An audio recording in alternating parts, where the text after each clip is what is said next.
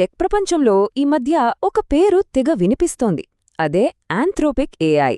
So ఏంటి కొత్త సంచలనం? దీని గురించిన వివరాలను ఈరోజు మనం కాస్త స్పష్టంగా తెలుసుకుందాం. ఒక్కసారి ఊహించుకోండి, మనం వాడే ఏఐకి ఒక మనస్సాక్షి ఉంటే, అది మంచి చెడుల గురించి ఆలోచించగలిగితే. వినడానికి భలే ఉంది గదూ! ఈ ఆలోచనే ఈరోజు మన చర్చకు కేంద్రబిందువు. ఎందుకంటే ఇది ఏఐ భద్రత, నైతికత అనే విషయాలు ఎంత ముఖ్యమో మనకు గుర్తుచేస్తుంది.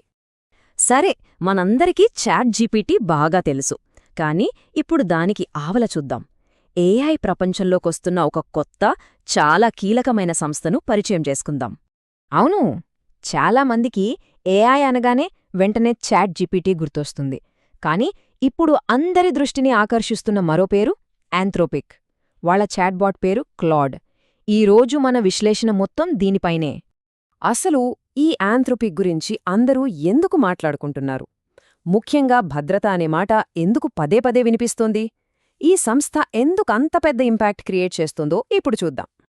చూడండి, ఆంథ్రోపిక్ వాళ్ల ప్రధాన లక్ష్యం కేవలం స్మార్ట్ ఏఐని తయారుచేయడం మాత్రమే కాదు. అంతకంటే ముఖ్యంగా అది పుట్టుకతోనే సురక్షితంగా, మనకు నిజంగా సహాయపడేలా ఉండాలి. అంటే ఏంటి? తప్పుడు సమాచారం ఇవ్వకుండా, హానికరమైన సలహాలు చెప్పకుండా, మనకు నిజంగా ఉపయోగపడేలా దాన్ని తీర్చిదిద్దడమన్నమాట. ఈ విధానం ఎంత పవర్ఫుల్ అంటే ఇది మరింత నమ్మదగిన ఏఐ సాధనాలకు దారితీయవచ్చు. అంటే మనం ఎలాంటి భయం, సంకోచం లేకుండా పూర్తిగా నమ్మి వాడగలిగే టూల్స్ వస్తాయన్నమాట. ఒక రాజ్యాంగంతో కూడిన ఏఐ వినడానికే చాలా ఆసక్తికరంగా ఉంది కదూ! ఇదే ఆంథ్రోపిక్ వాళ్ల ప్రత్యేకమైన విధానం వెనుకున్న అసలు ఆలోచన. మరి ఈ కాన్స్టిట్యూషనల్ ఏఐ అంటే ఏంటి? సింపుల్గా చెప్పాలంటే ఇది ఏఐ సిస్టమ్స్కి ట్రైనింగ్ ఇచ్చే ఒక పద్ధతి. ఇందులో ఒక రాజ్యాంగంలాగా కొన్ని నియమాలు, కొన్ని సూత్రాలు ఏఐకి ముందే ఇచ్చేస్తారు. దీనివల్ల అది మొదటి నుంచే, అంటే ట్రైనింగ్ స్టేజ్ నుంచే సహాయకరంగా ఉండటం, హాని చేయకుండా ఉండటం నేర్చుకుంటుంది. ఇది ఎలా పనిచేస్తుందో చూస్తే ఇంకా క్లియర్గా అర్థమవుతుంది. చాలా సింపుల్. ఫస్ట్ స్టెప్, ఏఐకి కొన్ని నైతిక సూత్రాలిస్తారు. మంచి, చెడు, హానికరం కానిదేది అని చెప్పే రూల్స్ అన్నమాట. సెకండ్ స్టెప్, ఏఐ తన సమాధానాలను ఈ రూల్స్కి తగ్గట్టుగా ఉండేలా మార్చుకోవటం నేర్చుకుంటుంది. ఇక ఫైనల్గా మూడో స్టెప్లో ఏఐ హానికరమైన సమాధానాలివ్వకుండా తనను తాను కంట్రోల్ చేసుకుంటుంది, సెల్ఫ్ కరెక్షన్ చేసుకుంటుందన్నమాట. ఇక్కడ మనం గుర్తుపెట్టుకోవాల్సిన కీలకమైన విషయం ఒకటుంది. భద్రత అనేది ఏఐ తయారయ్యాక పైన అంటించిన ఒక స్టిక్కర్ కాదు. అది దాని నిర్మాణంలోనే, దాని కోర్లోనే ఒక భాగం. అంటే సేఫ్టీ అనేది ఒక ఫీచర్ కాదు, ఏఐ యొక్క స్వభావమన్నమాట. ఈ safety built in, not bolted on అనేది వాళ్ల ఫిలాసఫీ. సరే, ఇప్పుడు మార్కెట్లో ఉన్న పెద్ద ప్లేయర్ ఓపెన్ ఏఐతో ఆంథ్రోపిక్ని పోల్చి చూద్దాం. అప్పుడే మనకు తేడాలు స్పష్టంగా తెలుస్తాయి. So, Anthropic versus open AI. అసలు ప్రధాన తేడాలేంటి?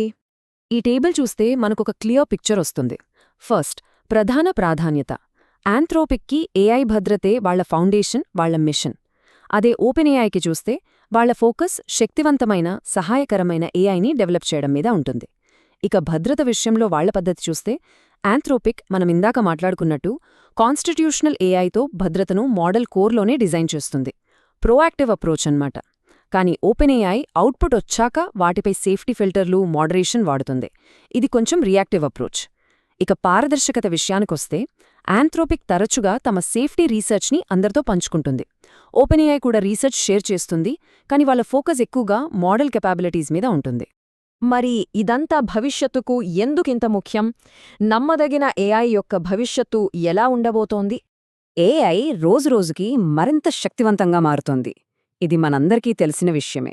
ఇలాంటి టైంలో అది బాధ్యతాయుతంగా ప్రవర్తించేలా చూడటమనేది టెక్ ప్రపంచం ముందున్న అతిపెద్ద సవాళ్లలో ఒకటి. ఎందుకంటే టెక్నాలజీ పవర్ పెరిగే కొద్దీ దాన్ని దుర్వినియోగం చేసే ప్రమాదం కూడా అంతే పెరుగుతుంది.